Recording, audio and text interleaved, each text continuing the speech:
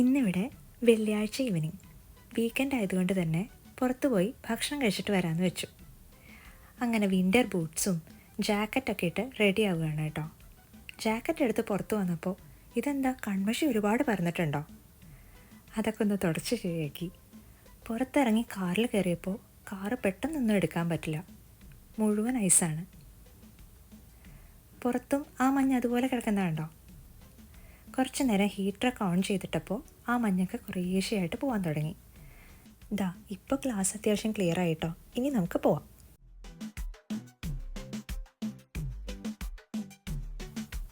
ഇതെന്താ എൻ്റെ മുഖത്ത് ഇത്ര ചുവന്ന കളറെന്ന് നോക്കിയപ്പോഴാണ് ഫ്രണ്ടിലുള്ള വണ്ടി ഒന്ന് ബ്രേക്ക് ഇട്ടതാണ്. ബ്രേക്ക് ലൈറ്റിൻ്റെ ലൈറ്റാണ്.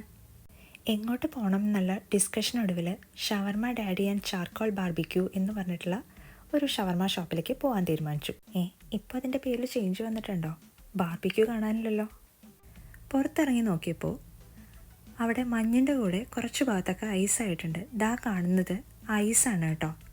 നമ്മൾ പെട്ടെന്ന് തെന്നി പോകും അതിൽ.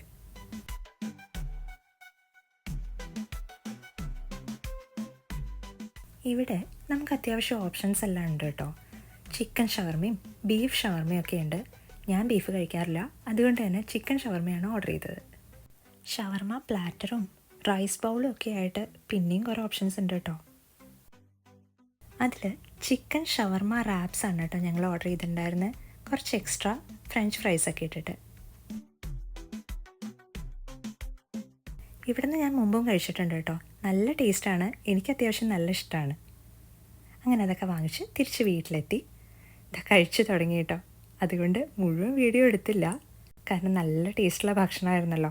അപ്പോൾ അത് ആസ്വദിച്ച് കഴിക്കുന്ന തിരക്കിലായിരുന്നു.